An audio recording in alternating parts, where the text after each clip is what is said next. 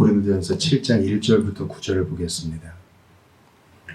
너희가 쓴 문제에 대하여 말하면 남자가 여자를 가까이 아니함이 좋으나 음행을 피하기 위하여 남자마다 자기 아내를 두고 여자마다 자기 남편을 두라. 남편은 그 아내에 대한 의무를 다하고 아내도 그 남편에게 그렇게 할지라.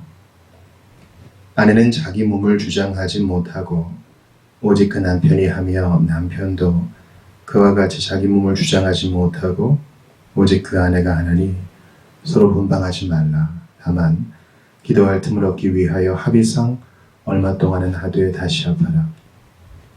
이는 너희가 절제 못함으로 말미암아 사탄이 너희를 시험하지 못하게 하려 함이라. 그러나 내가 이 말을 하면 허락이요 명령은 아니니라. 나는 모든 사람이 나와 같기를 원하노라. 그러나 각각 하나님께 받은 자기의 은사가 있으니 이 사람은 이러하고 저 사람은 저러하니라. 내가 결혼하지 아니한 자들과 과부들에게 이르노니 나와 같이 그냥 지내는 것이 좋으니라. 만일 절제할 수 없거든 결혼하라. 정욕이 불같이 타는 것보다 결혼하는 것이 나으니라. 아멘. 하나님의 말씀입니다. 하나님 참 감사합니다.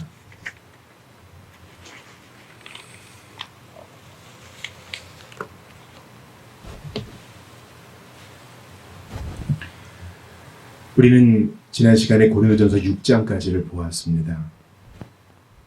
고린도 교회는 성령의 은사가 충만한 교회예요. 그들이 처음 믿을 때에 분명한 증거가 나타났던 교회였지만 바울의 부재 중에 여러 가지 문제가 나타났습니다. 먼저 음행의 문제가 있었고 성도 간의 소송의 문제가 있었고 그 당시에 문화적인 조류에 휩싸이는 것, 즉 성전 창기를 찾아가는 이런 문제까지 고린도 교회는 21세기 현대 사회를 사는 우리와 같은 문제를 공유하고 있었습니다. 그러니까 여러분, 예수 믿었으니까 다 되었다. 복음을 받았으니 우리는 모든 문제에 대한 해답을 갖고 있다. 이런 자세는 좋지 못합니다. 계속해서 배워나가야 하고 성경을 통해서 우리 자신을 교정해야 하며 계속 교훈을 받아야 합니다. 1절에 보니까 너희가 쓴 문제에 대하여 말하면, 즉 고린도 교회 교인들이 바울에게 편지로 뭔가 질문했던 것 같아요. 근데 내용을 딱 보니까 결혼에 대한 거죠. 결혼에 대한 거. 여러분, 통계에 보니까 10가구 중에 이제 거의 4가구가 1인 가구라고 합니다. 주변을 보면 과거에는 당연하게 여겼던 4인 가족이 대단히 이제 보기 드물게 되었고요. 엄마, 아빠, 부모가 있고 자녀들이 있고 때로는 조부모까지 있는 그런 가정은 보기가 더 어렵게 되었습니다. 대부분 결혼하지 않고 혼자 지내거나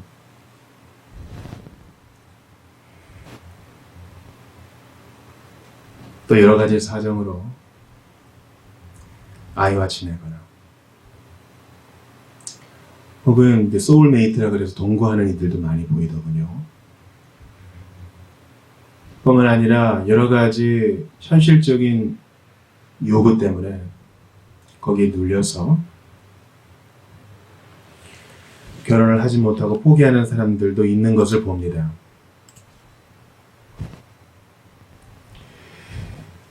그런데 참으로 감사하게 이 고린도전서 7장에서 이 결혼에 대해 다루고 있으니 참 저는 감사하게 생각하고 이것을 공부하고 미리 준비하며 제 자신도 많이 배웠습니다. 먼저 바울은 큰 그림을 제시하죠. 남자가 여자를 가까이 아니함이 좋으나, 이 말은 무엇입니까? 결혼을 폐하는 것이 아니라 이제 후에 나오죠. 자신처럼 여인에게 또 가정의 아내에게 마음 쓸 것보다 주님께 헌신하는 것이 좋다. 나는 그것을 권한다. 이렇게 얘기하면서, 그러나 2절 보세요. 음행을 피하기 위하여 남자마다 자기 아내를 두고 여자마다 자기 남편을 두라. 비단 결혼의 목적이 음행을 피하기 위해서는 아니지만 정욕이 불같이 일어나는데 굳이 결혼을 참을 필요 없다. 여러분, 당시 고린도 도시는요 아주 음행의 도시라 그랬죠. 당시 야, 저 사람 하는 짓이 고린도 같아 이러면 대단히 나쁜 말, 대단히 음탕한 사람을 비유하는 말이라 그랬죠. 그만큼 고린도에 있는 아프로디테 신전에서 봉사하는 성전 창기들이 천여 명이 되었기 때문에 고린도 시에서는 음행이 거의 문화적인 조류, 아주 자연스러운 거였습니다. 그러니까 여기에 대하여 두 가지 반응이 나타나는 거예요. 첫 번째 반응은 뭡니까? 그냥 시대에 휩쓸려 가는 겁니다. 어쩔 수 없어. 우리도 같이 어울려 살아야지 하면서 신자라고 하면서 감각 없이 육체적 방탕을 따라가는 삶이고, 또 다른 극단은 뭐예요? 나쁜 거야. 그래서 금욕을 하는 겁니다. 한쪽은 쾌락을, 방종을, 또 한쪽은 금욕을, 무자비한 절제를 하는 겁니다. 고린도 교인들이 어떤 질문을 했을지 딱 상상이 가죠. 그럼 우리 다 이제 에스라 느헤미야 때처럼 결혼 다 무르고 혼자 살아야 되는 것입니까? 비신자가 배우자로 있는데 어떻게 하면 좋습니까? 이혼은 어떻게 하면 될까요? 우리 안 믿는 자녀들은 어떻게 하면 좋겠습니까? 등등의 문제. 그리고 이 성욕은 어떻게 하면 좋겠습니까? 근데 바울이 2절에서 말하는 거 보니까 음행을 피하기 위하여. 바울은 음행을 문제라고 하지, 성적인 죄가 문제라고 하지, 성욕을 바른 관계 안에서 해결하는 것, 결혼의 울타리 안에서 해결하는 것은 나쁜 것이 아니라고 얘기합니다. 그리고 여기 파격적인 얘기가 있어요. 남자가 자기 아내를 두는 것은 당시에 관례죠. 상당히 가부장적인 사회였고 2000년 전 고대 사회잖아요. 그런데 여자마다 자기 남편을 두라. 바울은 지금 남자 여자 구분 두지 않고 각각 음행을 피하기 위하여 자기 배우자를 가져라. 이거는 이 당시에 파격적인 선언이에요. 앞으로 이런 선언이 계속 나와요. 즉 바울은 결혼 나쁜 거 아니다. 너희가 결혼이라는 울타리 안에 있기 때문에 보호받는 거 아니냐 솔직히.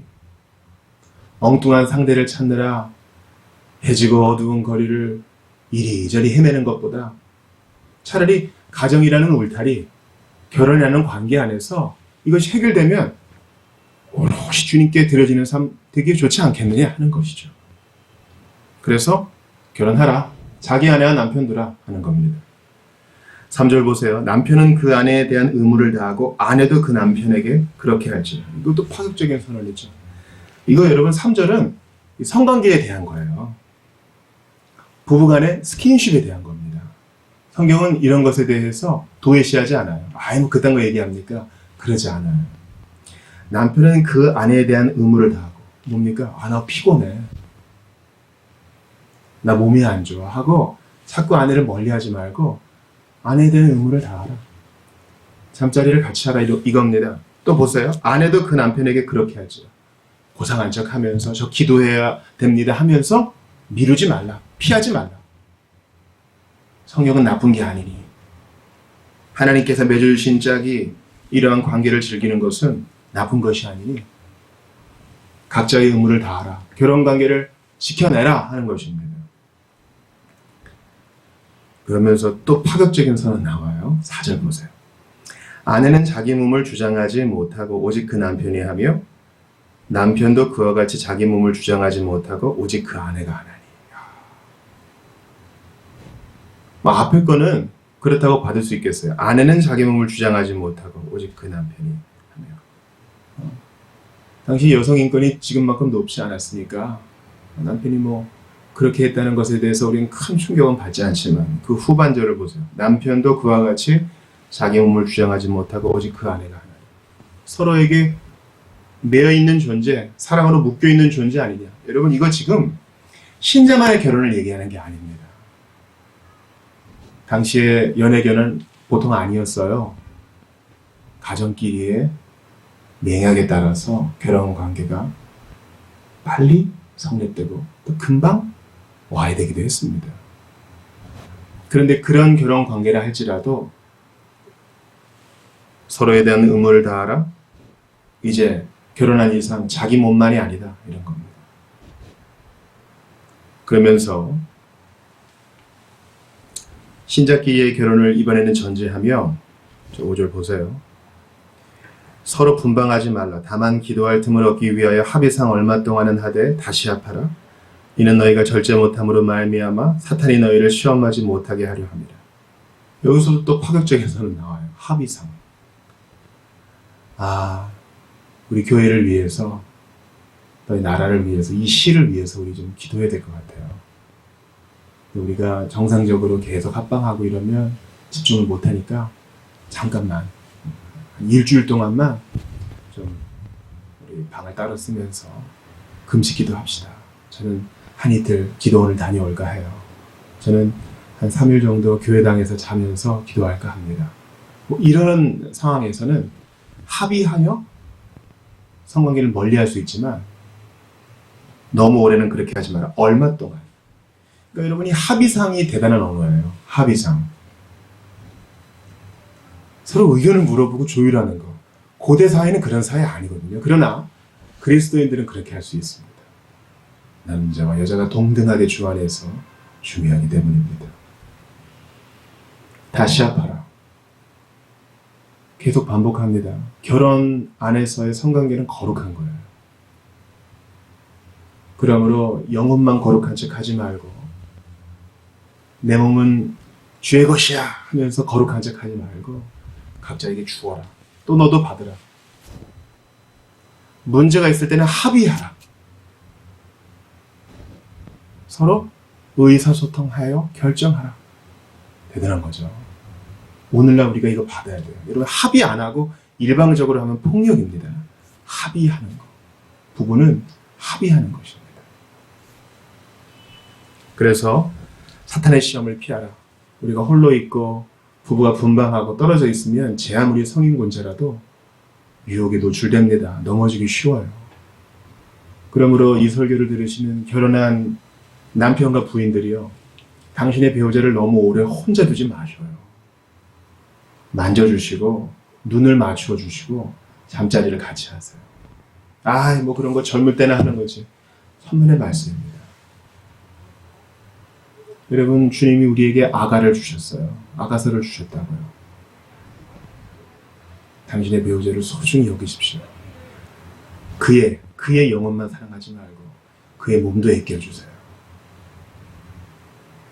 6절을 봅시다. 그러나 내가 이 말을 하면 허락이요 명령은 아니니라. 나는 모든 사람이 나와 같기를 원하노라. 그러나 각각 하나님께 받은 자기의 은사가 있으니 이 사람은 이러하고 저 사람은 저러하니라. 이 말씀은 제가 참 좋아하는 성구입니다. 바울은 이것을 허락이라고 얘기하면서 자기와 같기를 원한다. 이게 뭐예요? 바울은 결혼관계에 매이지 않고 자유롭게 여행하면서 주님을 섬겼잖아요. 여러분 이건 아직도 좀 논란의 대상인데요. 바울은 결혼을 했을까 안 했을까요? 보통은 바울은 결혼 안 하고 주님 섬겼어 하지만 여러분 랍비는요 결혼을 안 하고 선생문으로 살 수 없었습니다. 또한 바울이 가편 투표 했다 그랬잖아요. 공회에서. 그렇게 투표할 수 있는 자격은 결혼한 가장이 할 수 있었어요. 그 당시의 정황으로 볼 때 가말리엘 문화에서 배웠고 랍비 노릇을 했던 바울이 결혼을 하지 않았다. 이것은 상식상 받아들일 수 없습니다. 그런데 지금 나와 같기를 원하느라 여러 가지 추정이 가능하겠죠. 사별을 했다거나 바울이 주님 만나고 나서 아내가 떠났다거나 이런 상황이 있을 수 있겠습니다. 어찌됐거나 바울은 지금 혼자입니다. 혼자서 주님을 섬기는데 사람들에게 얘기해요. 이건 나쁘지 않아. 나처럼 지내기를 바란다. 후에도 나오겠지만 남편에게 아내에게 매이면 말은 주님을 섬긴다고 하지만 온전히 집중하기가 어렵다. 여러분 그러지 않아요? 우리가 아웃리치라도 한번 가려 그러면 당장 가정의 발목을 잡잖아요. 외국에 한번 가거나 주님을 섬기기 위해서 금식 기도를 좀 깊이 한다거나 수련회에 다녀온다거나 농어촌 섬김 프로그램에 참여한다거나 이런 거 하기 힘들어요. 그렇죠? 그래서 그것을 어떻게 얘기해요? 각자 받은 은사가 있다. 자기 은사가 있으니 이 사람은 이러하고 저 사람은 저러하니 그거 인정해 주라 하는 거예요. 할렐루야입니다. 여러분 오늘 결혼에 대한 메시지가 여기에 중점이 있어요. 이 사람은 이러하고 저 사람은 저러해요. 그러니 강요하지 마세요. 그를 위해 기도해 주되 하나님의 뜻이 이루어지기를 간구해 주세요. 빨리 결혼해야지. 여러분 그런 얘기 함부로 하시면 안 됩니다. 관심의 표현이라면 좋지만 너무 자주 반복하면 그 사람을 향한 하나님의 뜻은 모르잖아요. 또 그것을 반대로 해서 결혼하지 마. 나처럼 혼자 지내. 이것도 너무 과하면 좋지 않아요. 그 사람의 부르심이 무엇인지 모르기 때문에 우리는 모든 가능성을 열어놓고 지체를 축복해 주어야 합니다. 내가 결혼하지 아니한 자들과 과부들에게 이르노니 나와 같이 그냥 지내는 것이 좋으니라. 만약 절제할 수 없거든 결혼하라. 정욕에 불같이 타는 것보다 결혼하는 것이 나으니라. 그죠? 결혼하지 않은 싱글들 그리고 과부들 혼자면 외롭고 여러 불같은 생각이 마음을 잠식하면 결혼하고 혹은 재혼하시라 하는 겁니다. 그러나 그렇지 않다면 그거 은사니 그 은사를 소중히 여기며 이 자유를 주님을 위해 쓰라 하는 겁니다. 그러니까 여러분 결혼에 있어서 중요한 오늘 전제가 나왔어요. 이 사람은 이렇고 저 사람은 저러하니 결혼한 사람은 합의하되 그것도 주를 위해 하고 결혼하지 아니한 자나 과부들도 그러하니 주님을 위해서 재혼을 하든지 결혼을 하든지 아니면 그냥 있든지 우리에게 이런 은사를 주신 분은 하나님이시니 주님께 영광을 돌려야 되지 않겠습니까? 저는 좀 미련해가지고 좀 열등해서 결혼할 수밖에 없었어요. 아니요. 하나님이 당신을 그렇게 불렀어요. 결혼 관계에서 주님께 영광을 돌릴 수 있습니다. 그 안정감을 가지고 주님 섬길 수 있어요. 꼭 해외에 나가고 여기저기 섬겨 다니고 그게 주님의 일만은 아니거든요.